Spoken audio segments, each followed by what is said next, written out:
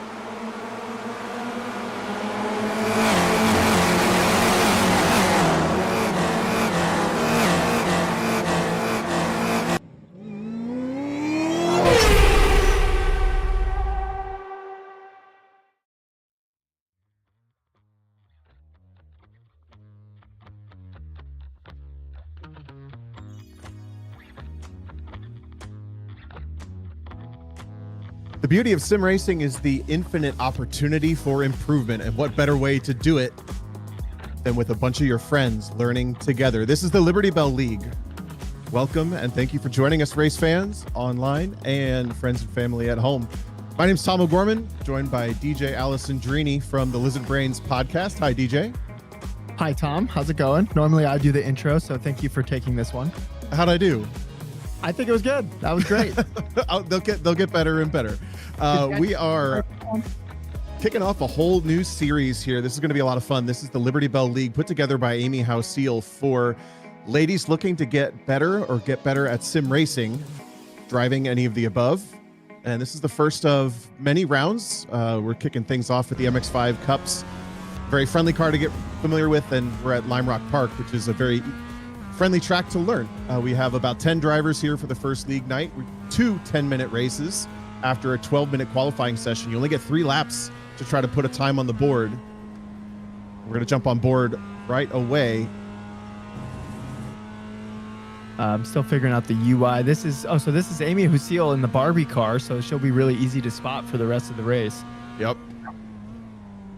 So heading into turn 1 here, braking slightly after the 2. Try to carry the nose as far into the corner as possible. Use all of the track on exit. Amy looking pretty solid so far. This is the only left-hander on the racetrack, actually. It's actually called left-hander. And then you're heading on to a interesting straightaway called No Name Straight. That's actually the name of it. And we're using the chicane variant of the track this time around. And as our producer called these red curbings, they're called calzones. Those can damage the race cars. So these drivers are going to have to keep in mind that those can damage the car. Now, Tom, do you know if damage is on or not? Yeah, damage is on. I was just going to bring that up. So this is going to be a lot of fun because we have a bunch of different layers going on here. As I mentioned, this is an all women's league that Amy Houseal conceptualized and just kind of wanted to incentivize the women around her, specifically in autocross, but also just in motorsports, to get on the sim rig and work on their own driving, but also kind of create a little community around it. Very similar to ladies' classes with autocross, which I've personally seen from the outside looking in as some of the friendliest competition, as well as the most cheerleaded competition. Everyone's just a fan of each other in that realm, and I think that's exactly what we're going to see here. But we also have, these drivers are very, very new to sim racing for the most part. We have some that shared, they've done it here and there, driven on their significant other's rig here and there. I remember there was a I forget what they called it, but there was a husband and wife league a couple years ago during COVID that was also a lot of fun. But they're also mostly just kind of scanning through the introductions. There's a lot of autocrossers, which is, that's the circle that most of us are going to know each other from. So as this thing gets off the ground, we're going to be learning sim racing. We're going to be learning racecraft. We're going to be learning the tracks and the cars all at the same time. Damage is on. So it's going to be pretty interesting and exciting to watch this, I think, because, they're getting thrown in the deep end.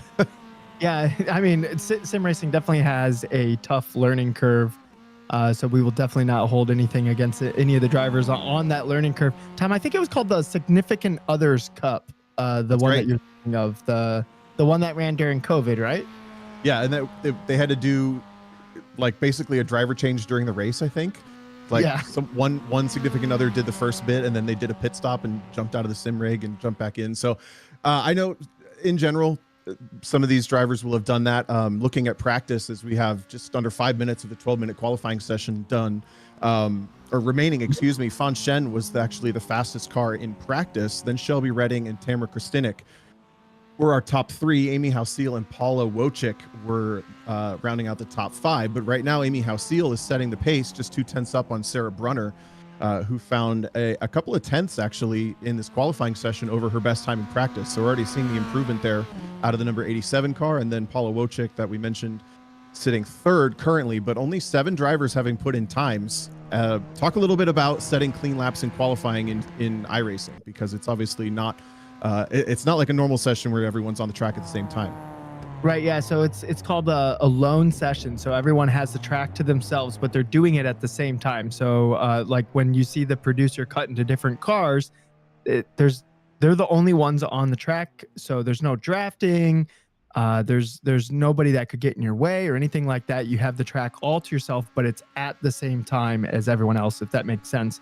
There's also other things that might come into play that might be a little hard to see from the outside as far as iRacing goes, where the lap that counts is actually the clean lap. So if you see any drivers going off into the grass or cutting through corners or anything along those lines, that won't actually count as a clean lap. That will be, they get an off-track penalty, which is 1 incident point.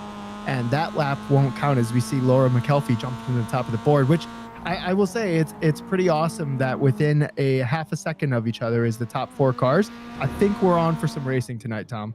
Yeah, they were really close in practice as well. Looking at the bottom of your screen there, we have a really nice graphic showing all 4 sectors at Lime Rock Park. Right now looking at Sarah Brunner there in the 87 on your screen now. She had a purple sector 2, purple meaning the fastest of the entire session. Green means a personal best, and yellow just means no significant improvement for themselves or for others, to see if Sarah Brunner can pick up maybe a 101 even.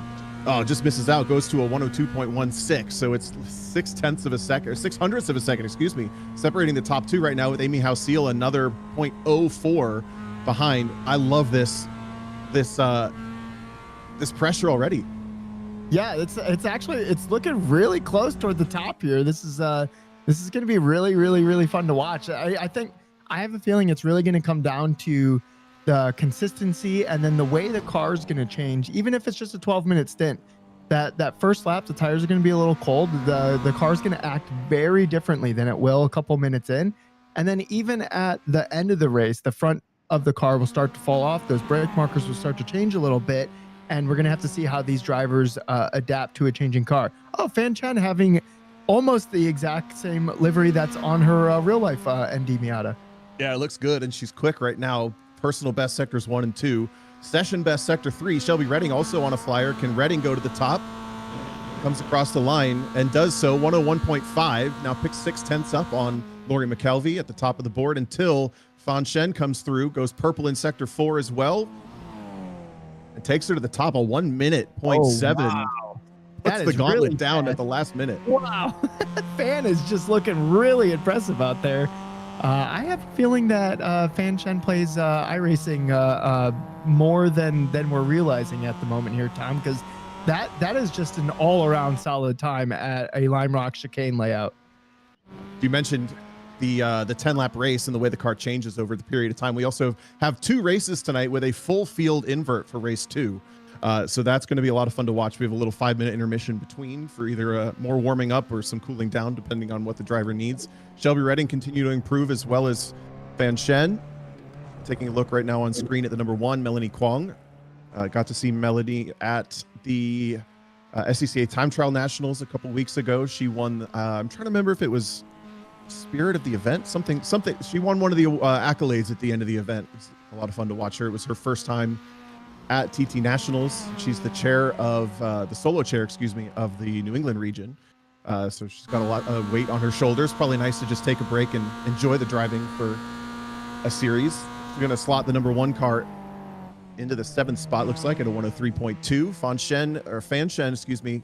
Meanwhile, going quicker at a 1 minute 0.5, now has a full 1 second advantage on the grid to Shelby Redding's 101.5, and then Lori McKelvey's 102.1. Amy House-Seal and Sarah Brunner are going to round out the top 5 with Paula Wojcik, Melanie Kwong, Audra Parody, and Heather Mary rounding out the whole field. And Sarah Brunner just pulling out a fast 3rd sector here, really starting to figure this out. Now those first 2 sectors are yellow, so that means it's not a personal best for Sarah, but depending on how close they were and what the mistake that was cleaned up in sector 3, we're going to see what this improvement looks like. By my count, this will be Sarah's final lap in qualifying. Only 3 opportunities to get a lap on the board. A 102.4 was the previous best. Looks like we're going to stay there. No quicker on that 4th and final lap. On that 3rd and final lap in qualifying. So things kind of winding down with a minute and a half left. Go ahead, DJ. I believe we ran out of cars doing qualifying for now. So now we get to look at the beautiful scenery of Lime Rock. I got to work on my track intros. Kyle always leads off with that. He's going to be my model. He always gives a great intro of the history of the track. You know, so the shot that we did have looking down the front straight. Tom, did you know that this track used to have like a alternate layout, and the layout that exists today was like the short layout? No, I do know this, and I'm going to correct you slightly. It actually was supposed to have a double length version of what it has now, kind of like what Pit Race did, and they never paved it. They designed it and never made it. Yeah. Oh, I think I've driven it in a set of Corsa at one point. I don't know if that was with you or not, but it was actually going to be a really rowdy racetrack because it went up that mountain that's kind of in shot right now, and came back down and joined, I think, on No Name Straight, right? It joined at turn 2, so like the whole big first corner in this track, and maybe we can get that track back up and talk about it a little bit from the top of the show. But turns 1 and 2 are called Big Bend, that whole big sweep to the right, then the left-hander that you talked about. There we go, beautiful track map. So the long version was going to go straight at turn 1 and then join back in at turn 2, that kind of double right-hand carousel. Yeah, that would have been a pretty wild version of the track. But this track it's a little bit of a weird one especially on the calendar, but just in general, it's not like any other road racing track in the country. It's a very small track, but they race the fastest of fast cars at this racetrack. Today we're racing Miatas, but this track gets a little bit chaotic when there's a bunch of different cars, especially different varying classes, as we're starting to grid up for the race, for our own version of chaos here. Going to be a lot of fun. Still about minute and a half on the grid, while people getting into their cars virtually, let's say. Run down the starting grid once more time for you. Fan Shen starting on the pole over Shelby Redding by just about 1 second. But now Shelby's going to have that rabbit to chase. Starting third, Lori McKelvey out of Seattle. Then Amy House-Seal, also our fearless leader organizing the series. Sarah Brunner will start in the 5th position alongside Paula Wojcik. Not sure if Paula's in Poland, but certainly of Polish descent there. Then Melanie Kwong, mentioned her, and then Audra Parody, Heather Mary, and Michelle Squirick is not going to be racing. We have a couple of names from practice, including my own there, just so I could keep an eye on things. The driver to keep an eye on, though, sitting in the what will become 10th spot, I believe, is Tamara Kristinik, who we didn't see turn any laps in qualifying, or at least any scored laps. So that'll be a driver charging from the back after sitting in the 2nd position in practice. I know Tamara just went to the store and bought a bunch of new sim racing equipment, so hopefully it's all working fine for her, because she was turning laps during practice, and I was actually looking forward to, because Tamara normally raced in VR, and now she's on triples for the first time, and that's going to be quite an adjustment.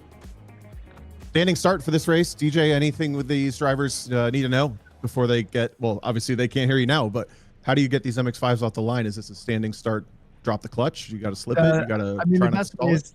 The best way is to have a dual clutch setup where you can release into like a 41 percentile range, but there is a launch button that you can set that you can, when you release, it will release the clutch into 41%, and then you just release off the clutch right after that, or you can just have it revved up and shift in the first. Either or. All right, so a bit of strategy going into the first of 2 races tonight. Green flag flies. Burnouts on the left side of your screen. Clean starts on the right. Amy House-Seal gets the first jump off the 2nd row, but Lori McKelvey is going to have a good run until she misses a shift potentially just behind Fan Shen, and then it's a charge back up the inside from Shelby Redding. The orange front end on that car took the inside line and knifed back down underneath Lori McKelvey into Big Ben for the first time. House-Seal slots into 4th. And then I think that's Sarah Brunner in the gray. No, excuse me. That's the 88 of Shelby Redding that's dropped back into 5th. The orange front end, maybe is Brunner, all the way up to 2nd, if I have that right. Yeah, great save from the number 2 car. I actually don't have names up at the moment. There we go. Thank you. From Heather Mary. I think McKelvey actually missed. You said it missed a shift. I bet in the excitement of the start, hit the rev limiter in 2nd gear to 3rd gear. And indeed, it was Sarah Brunner that jumped up from, I think, 5th on the grid to 2nd now, charging behind Fan Shen. Mentioned having a rabbit to chase in these races. It's very, very, very helpful. There's no better learning process than chasing someone around a racetrack. Big slide for Redding. Big tank slap through the final downhill, and then we're 4 wide in the background. Oh, it's absolute pandemonium in the background. Is that Amy pulling into the pit lane? It looks like House-Seal. Yeah, it looks like. Oh, sorry. Yeah, it looks like maybe something happened. I didn't see if there was any damage, so it could have been car-to-car contact. Oh yeah, we got a meatball flag on Amy House-Seal, as you can see on the graphic on the left side. So very unfortunate race 1 at this moment in time. But Fan Shen just separating from the whole field here, heading into the chicane here. Inheriting a nice big lead because Brunner had an issue somewhere in the first sector of this lap. A little bit of damage on the front end of the 88. That's Shelby Redding trying to pick up a couple more positions on Lori McKelvey. Shows the nose into West Bend. Ooh, it's going to be tight squeezing into West Bend. It's very tight through here. McKelvey runs a little wide. Did a perfect job at the apex to leave space for Redding to exist, but Redding really challenged the issue there and took the position over. It's going to be a quick one, only 10 minutes. We're 3 minutes in already. 2 minutes in and 2 laps in.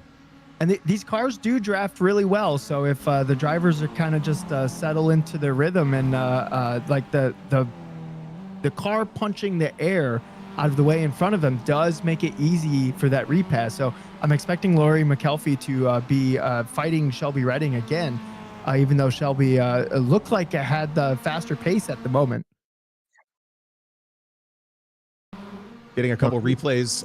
Shelby passing McKelvey Redding passing McKelvey. See, McKelvey follows her down to the apex, runs it just a little bit wide though, has to back out of it, bounces over the West Bend chicane and slots back into line to get a little bit of that draft you're talking about. And you mentioned the draft as well with the 88. The damage on the front of that car is going to have a little bit more resistance going down the straights. We're looking at Paula Wojcik with one more replay back towards where we were 4 wide for that quick moment. Melanie Kwong, big bound off the inside curb at the downhill. Ooh, big car drive. ahead running way out. Saves it. No, bummer. Okay, almost. She almost had it. Yeah, Heather St. Mary with a hard impact into the wall. Now, remember, race 2 is a full invert, so we're probably going to see Heather St. Mary on the front row with Amy House-Seal, with those two having those issues. Laura McKelvey taking a ride. So this car just shedded bumper. It's some weight savings for Tamara. That's unfortunate. Having started from the back, I have to wonder if maybe she wanted the race experience of coming from the back of the grid, but got a little bit caught up, I think, in McKelvey coming back on course. They had big contact at the exit of West Bend, and that's going to end Kristinik's race 1. Yeah, thank goodness there's 2 races. It looks like Amy House-Seal is back on track after receiving some repairs in the pits. Fan Shan just running away. There's looks like between 3rd and 4th is probably like the closest battle we have. So we got a nice little string of cars here. Shelby Redding still sporting that little bit of damage on the front left, but it doesn't really seem to be slowing Shelby down, as Lori McKelvey is looking to climb back up the order after that mistake running wide in turn 1. Chasing down Paula Wojcik, who's run a nice clean race to sit 3rd right now. That would be a podium position, as Heather St. Mary did get back on course with some repairs to that car as well, but having that small issue in the left-hander. So Fanshen leading by 6.4 seconds. And then it's this basically 7 or 8 tenths between the next 3 cars on track. Redding, Wojcik, and McKelvey. I think McKelvey just had a slide, maybe a spin in the background. Indeed, the number 10 catches one of those inside curbs and it just launched her, spins her around. I'm trying to figure out where Lori is right now. Okay. That was the uphill. Okay. You're going to catch the replay of her catching that curb, and you mentioned it at the top, these calzones that basically launch the car. It's so easy to do. Yeah, that's I mean, I certainly love myself a calzone, but probably not that much. That was Lori ate the whole calzone in one bite. So yeah. Eyes bigger than her stomach for that moment. Running a really cool livery. This is a mirror image of their livery that they ran on their MX-5 in real life, which I think they just sold and picked up a GR86 for track days and some other things, as well as autocross. But I love when you can recreate the car you owned in sim racing. The rumor I've heard is that the McKelveys are building a street touring second-gen twin, which will be exciting. These are unconfirmed rumors. I might be just throwing those out into the universe. I might have started the rumor just now. Let's do it. I think she did share that in the league chat. By the way, if you're interested in the league, if you can get access to a sim rig, this is open to all women who want to get involved with sim racing or are already involved in sim racing. Looks like Laura McKelvey still labeled as, she was on camera, excuse me. This is the 87 of Sarah Brunner. Rogers? Oh, Sarah. Wait, the name's confusing to me. It says Sarah Rogers, but then it's Mrs. Brunner. Oh yeah. We're just gonna say it exactly how it's spelled out on the thing. So yeah, we're watching Sarah Rogers, Mrs. Brunner run wide into turn 1, unfortunately. Gave her the commentator's curse there. We also saw Wojcik finally have a little bit of a slip up, rejoin the track on the inside of Big Bend. So 7 minutes down, 3 to go. This is starting to get into the phase of the race where the car is probably stabilized, but the intensity and the bandwidth has just increased over a period of time. I know this is something that I struggle with in the sim. I can get a lap or two, but then I start to settle in, and all of a sudden I more or less find myself bored or not paying attention to my reference points, and I make some small mistakes. Tom, my first league race, I think I made it about 7 minutes in until I just like forgot about a brake marker and ended my race. So Exactly. when you first start sim racing, or if you don't do it a lot, it's you only have a certain amount of concentration on tap, and when that runs out, it's like you literally ran out of energy. So that might be a little bit what we're seeing here. And as the weeks go on, I just want to stress that this like end of race concentration struggle does get easier. So there is hope out there. Big time. Fan Shen flirting with the curbs through the uphill chicane. Just a little further back, Shelby Redding. And how about Audra Parody, the number 23 car, running third position? She'd qualified 8th. Just a look at her in the black with pink, or I guess pink with black hood. She was that's about a hard 4 at the moment. Yeah, no kidding. She's about 4 seconds off the top time in qualifying, but she's kept it on the track the entire race, run a perfectly clean race, finds herself about 4 seconds ahead of Paula Wojcik, who's recovering from that slip up a couple laps ago, and only needs to hold on for 2 more laps time, I think, as Fan Shen is starting the penultimate lap. Yeah, I mean, Audra showing that just consistent laps is going to be the name of the game here. If you want to catch Fan Shen, you have to be fast and consistent, because Fan has just put on just an incredible showing here on the first race of the Liberty Belle Cup. Setting the benchmark, that's for sure. Looks like Sarah Rogers headed back to the pit lane with a mechanical issue a little bit ago. She's going to get to rejoin. I have to double check whether or not the fast repairs are set to infinite or not, or if you only get one chance to fix the car. But if you're not a sim racer and you're watching this, it basically means you park in your pit box and the car refreshes itself perfectly back to health. It's a good battle coming up behind Parody, though. Wojcik and McKelvey is the next car on track, and then it's the 87 of Brunner having rejoined in the middle. Yes, yeah. I was going to say, I don't think that car is in current position at the moment. I'm loving the liveries that we're seeing that match kind of the real life cars.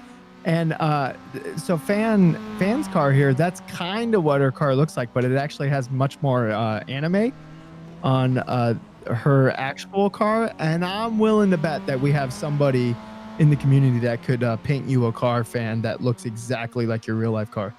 Yeah, they were posting the option for making liveries in the Discord as they were preparing for this race. Also practices every Friday as well as these races on Sundays. So there's been a good amount of effort put into this for some of these drivers. Fawn flies through the downhill. It's actually going to be checkered flag this time. Drama big time as the checkered flag comes out. That was a scary moment.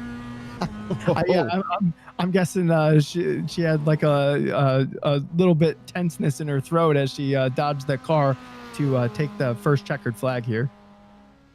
Second place, Shelby Redding comes home just 11 seconds shy, and Audra Parody is going to hold on to third, I think, just ahead of Paula Wojcik. Here they come. Wojcik over the crest there, and as long as Parody comes through clean and clear through the downhill, she will take home third in the first Liberty Belle League race at Lime Rock Park. Congratulations to our top 3. Wojcik comes through on the 4th position. McKelvey clears Redding. The lap traffic in the back there. McKelvey coming through for 5th. And Amy House-Steele, McKelvey, I'm assuming purposely blew up the engine across the finish line. I always love doing that as well. Amy House-Steele, even though she had to pit on her first lap, still finishes on the lead lap. Only 20 seconds down, so maybe we can expect to see something feisty from Amy House-Steele in this second race that will be coming up with a 5-minute break in between race 1 and race 2. Full field invert, which means we'll likely see, I think, Tamara Kristinik actually on the pole, but we're going to move into our 5-minute warm-up / cool down. Looking forward to what comes next for the Liberty Belle League. Drivers congratulating each other on the voice chat. Next month on November 16th, we race at Charlotte once again in the MX-5s, and then in December we race on the 7th, Sunday the 7th, at Okayama.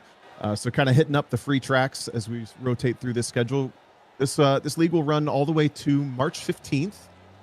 So kind of a monthly contest for the drivers to keep themselves sharp and something to aim for as the off season carries through. And if I'm correct in my thinking, the tracks line up with the official tracks that ran like the entire previous week. So if you jumped into some official races, you could get some racing and to practice for the league night that happens on those Sunday nights. Good point, because the second half of the season's not announced, and that's because it's going to be a new league or a new season in Correct. the sim. So yeah, I know Amy Hasil shared that she had done an official race right before this to warm up. And I got to say, when I do the official races, that's the most nervous I ever get. The league races, that's close, but I'm glad it's same for you. I think the drivers, if you're focusing on this league and you're doing some official racing, the amount of armor you're building against that type of thing is just going to exponentially increase. Oh, absolutely. And I will say also, Tom, and I'm curious your thoughts on this. I get more nervous for sim racing races than I ever have for a real race. Oh, 100%. The closest I'll get for nerves in a to a sim race is at Solo Nationals. Correct. Same. Yeah. Yep. And it's either day one or day two. One of them's always worse. And it's not predictable which one. Most of these drivers, if not all, have either been to Solo Nationals. I think, if I remember, Shelby Redding almost won at Solo Nationals this year. I have to double check that in the intros channel, but yeah, I'm with you. It's a weird anomaly of sim racing, even though it's basically the same thing, but with a free reset button. The nerves just kick in so much. There's so much hard, and I think maybe it might be something to do with real life just being just more physical. So I think like the moving around more, like, you know, you're like getting the car set up, or even just like putting on a race suit and like getting strapped into a car is like its own like little workout. So maybe something with it being more physical in real life, like kind of like calms the nerves. And then when you're in the sim rig, like you're kind of just at home, like in your sweatpants, like just hanging out. So maybe that like adds to the nerves because you're a little bit more sedentary. But yeah, something about the nerves in sim racing, just it goes. I'll feel my heart like in my eyeballs, like on a really intense race. That manifests for me. I just forget to breathe deeply. You know, I'm kind of doing the little half breaths at the bottom of my lungs, and then if I remember, oh, I'm getting tense, take a deep breath down the straights, kind of loosen my hands up just a little bit. That's all I need to do. And that's kind of ties back to what we were talking about towards the second half of that race when we started to see mistakes pop up. Those little strategies are big to find. Yeah, so the reason I bring up the nerves and stuff is any of the drivers that came out and if they're relatively new to sim racing, you won just by showing up, because it is actually kind of terrifying to put yourself out there and to do this competition. So kudos to all the drivers who showed up today. Big time, especially to have it streamed. No pressure. We're having a blast watching this. This is absolutely entertainment only, but it's still like, man, okay, someone saw that. I didn't even think about the stream part of that. I don't think I would want my first ever league race streamed, and I'm glad it wasn't, because like I said, 7 minutes in, I forgot what brake markers were. So yep. Yeah. So taking a look at the 185 Tamara Kristinek, one of the most accomplished drivers in the real world of the list that we have here, and I know she's done a little bit of sim racing, a little bit of road racing in the form of Champ Car to get her SCCA license a couple of years ago, but juggles all sorts of stuff, including being mom, having a dog that does agility training and all sorts of other stuff. I only have racing and I can barely keep up with that. So I don't know how she does it. Having a bit of issues with some technical stuff on her end in the first race, it sounds like, from the in-race chat, but she'll be starting on the pole for race 2, and maybe she can pull a fawn. We're going to dub it now, pull a fawn and check out, run away from the rest of the field. Tamara might have the cutest dog I've ever seen. Anytime I see that dog at an event, I just have to go up, ask for permission to pet it, and then I just shower the dog in love, because I'm telling you that there's something about that dog. I have a type, and it's that dog apparently. So little Rev. All right, warm up is done. 1 minute to grid, so this is a short grid. Another 10-minute race coming at you with a full field invert. Tamara Kristinek is going to start on pole, and in fact 4 positions back because of those of us who did not race. We just joined. Pretty cool, actually. We'll shout out Jennifer McDonald, Michelle Squirick, two much more experienced sim racers who have kind of volunteered their time to help coach some of these drivers when they want it. They joined for practice and then backed out, not competing in the race, although I think maybe they should someday. Then we'll get to our actual competitors. Kristinek on the pole, Mary in second, Melanie Kwong in third, Sarah Brunner will start fourth, Amy Hausil fifth, Lori McKelvey in the sixth position, Paula Wojcik in seventh, Audra Parody in eighth, Shelby Redding in ninth, and then on the back of the grid will be Fan Shen, who has a totally different job. Last time she got to check out. This time she's got to drive through the field. Yeah, I got to navigate the cars and how they're, the racing is doing laps is one thing, but racing is a whole nother thing. So we get to see a whole nother skill set from Fan Chen here. As we got green flag. So Tamara leading all the cars down to turn one. We got a car half in the grass. I didn't catch what number that was. As Tamara's covering off the inside down into turn one. McKelvey Shelby Redding trying to get through on the number one of Melanie Kwong, who's dropped back a couple of positions to 87. Gracie, once again, Sarah Rogers picking up a position from Lori McKelvey, who's had a heck of a start. Amy Hausil goes for a little bit of a ride in the background. Oh, and it's some contact with Fan Shen. The job gets even harder. She keeps it off the wall, I think. Barely gets it in the back. Oh man, so yeah, I saw Fan Chen heading up the inside into the left-hander, and then when we cut back, obviously something bad happened as we have some more cars off in the background, but focusing up here in front. Oh, a calzone got collected sideways. Yeah, I think a bit of a boop into the back of the number two there. That's Heather St. Mary, who got some help from the 88 of Shelby Redding coming into the chicane for the first lap. Fan Chen had some weight savings here with the just ditching the trunk lid. Apparently, I don't really know if that affects the car all that much, Tom, to be honest, because the trunk lid really doesn't interact with the air all that much. Yeah, I wouldn't think so. She backed it in pretty square at the left-hander, so hopefully no harm, no foul, other than a little bit of time loss. Tamara Kristinek continues to lead the race from the drop of the green flag. She's trying to check out, but Sarah Brunner is certainly quick. If she gets the consistency down, she had some issues with that in race one, but if she gets that down, she's going to be very formidable in this whole season. Yeah, these two have broken away to the tune of 12 seconds over Paula Wojcik. Yeah, they've kept it clean on this inverted race, and I will say that the inverts, they sometimes go the way that we just saw it happen. So that's not that's just sometimes how inverts go. So unfortunately, iRacing will iRacing, and I think that's what we saw here. This is among the cleaner inverts, I have to say. The number 6 gets a pass up the inside. Fan Shen just perfectly times that. Coming up underneath the inside, loses no time on her own. We'll sweep into West Bend. Wojcik down to 4th. Then it's Melanie Kwong, Audra Parody, 5th and 6th.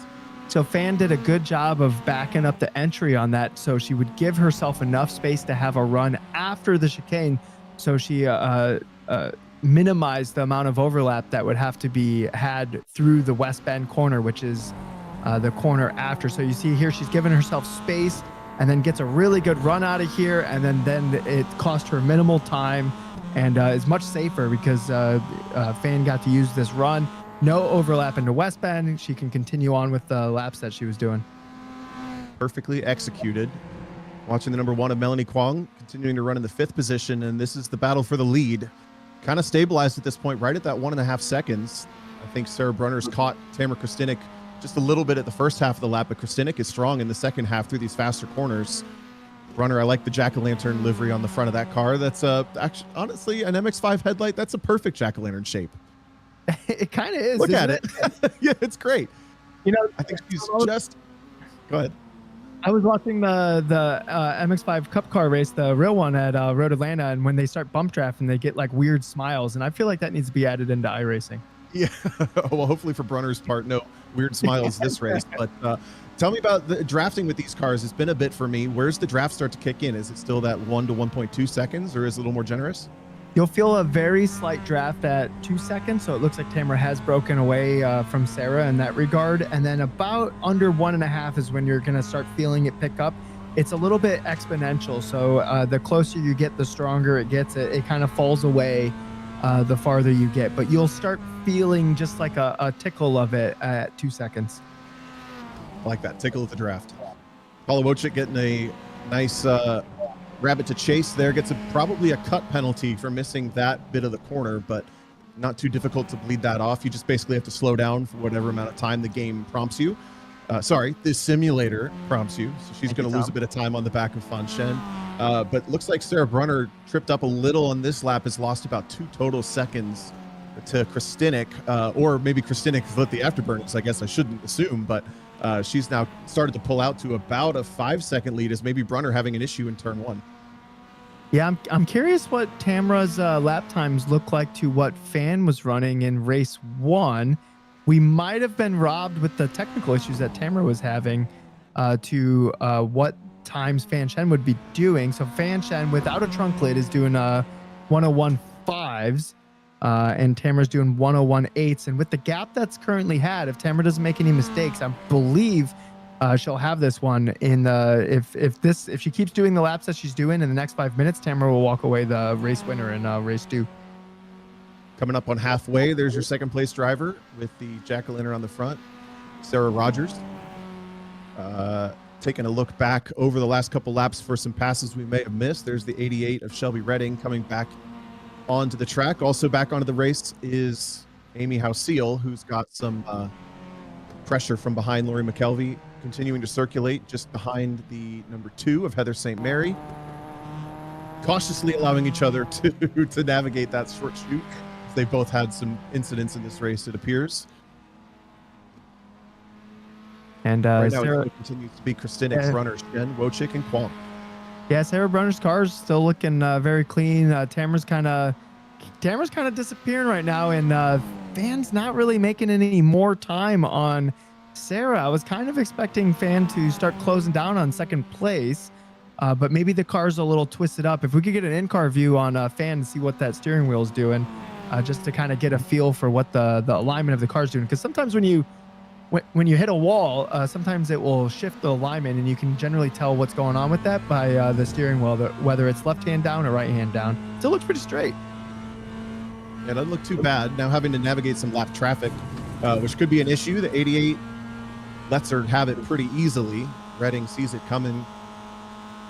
And Vaughn probably would have liked a little more draft than that, but otherwise is probably happy to get a clear look. Oh, the perfect camera view for the unfortunate events that have here. The rear of Fan's car has just seen better days at this point.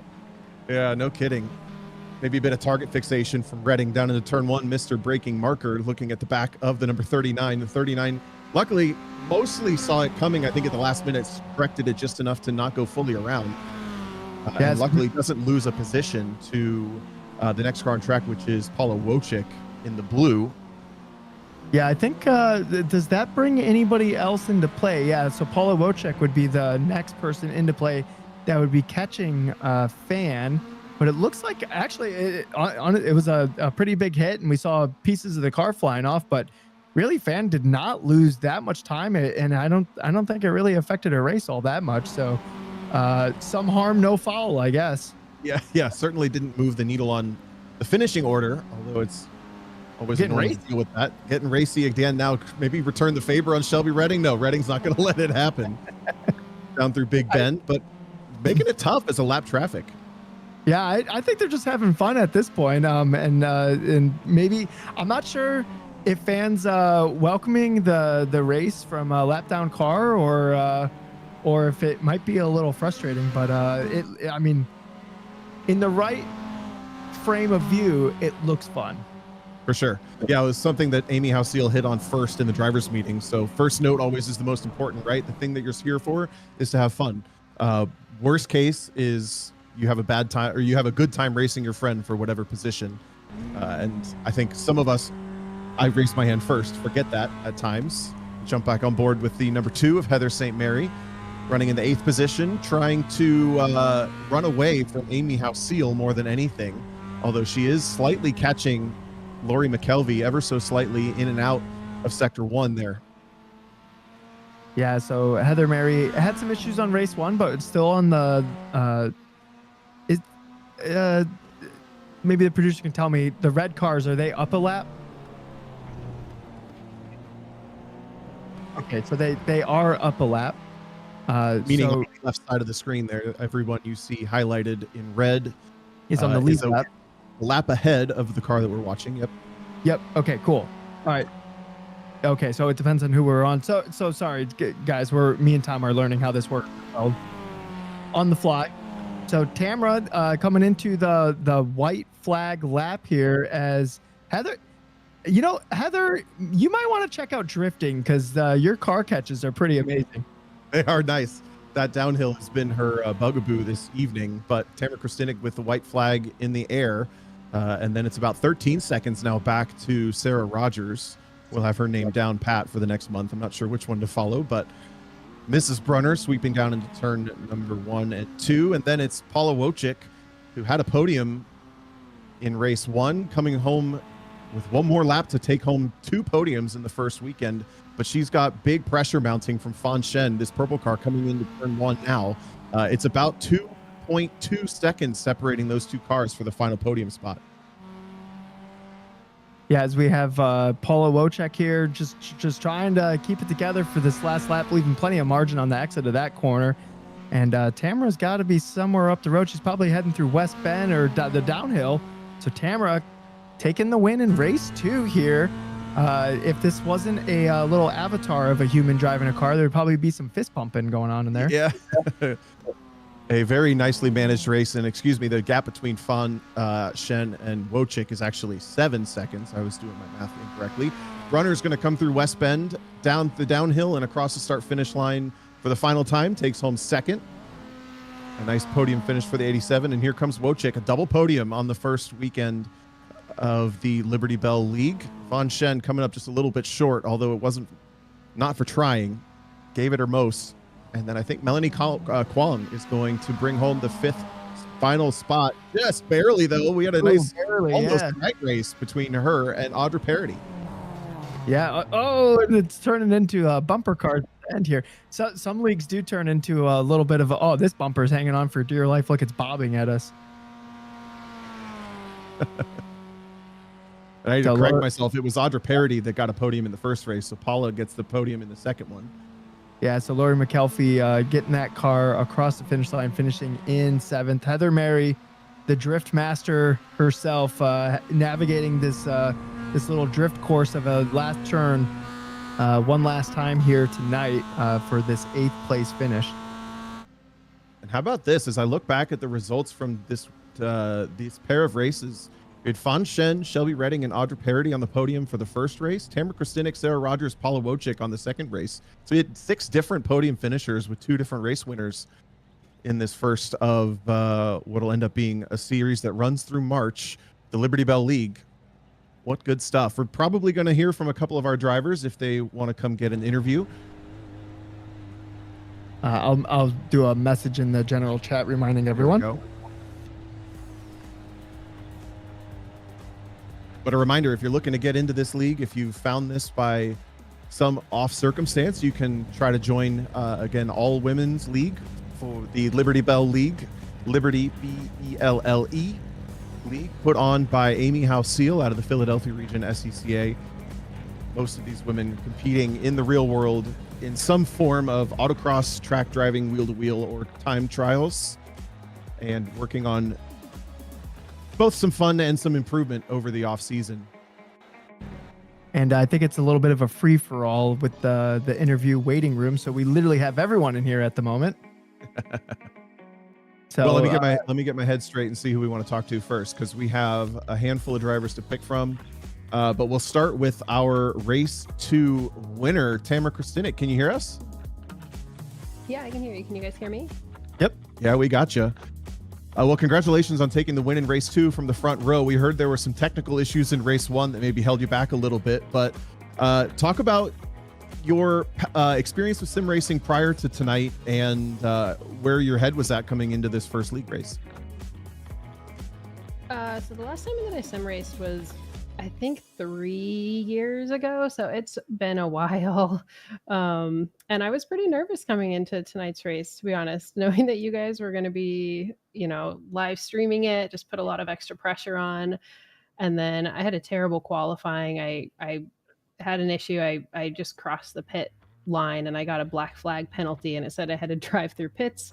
And I attempted to drive through pits, but it never reset. So I ended up without a qualifying time at all, which then, of course, set me at the back of the first race. And I'm an autocrosser, so like I'm not the greatest with traffic. And yeah, let's just say that didn't go well.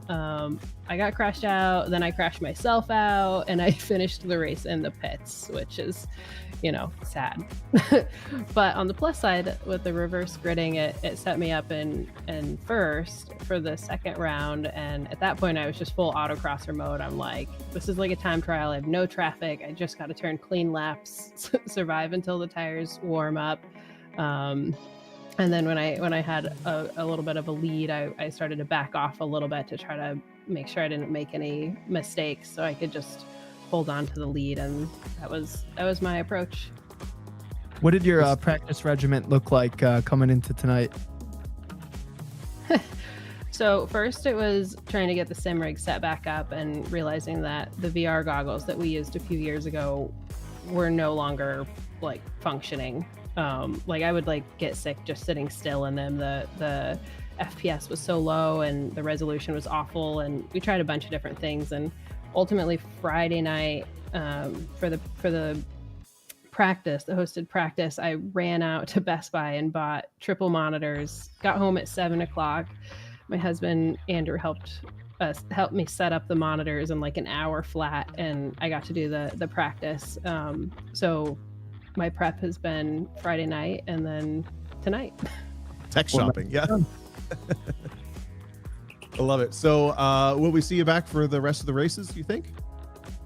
Yeah, I'm super excited that Amy is actually hosting this. This was like just the motivation I needed to get back sim racing. When I sim raced a few years ago over the winter, it made such a big difference for me in real life the next season.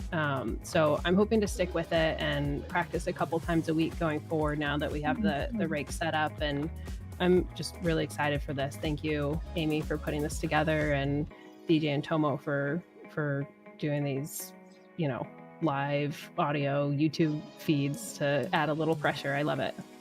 Good stuff.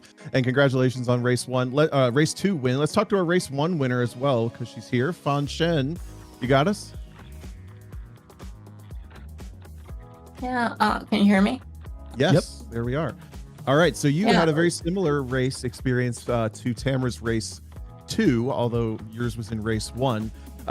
What is your sim racing background? You came out of the gate swinging. It's right at the end of qualifying there, and then checked out. We already dubbed it pulling a Fawn, running away and taking the win with with a big lead.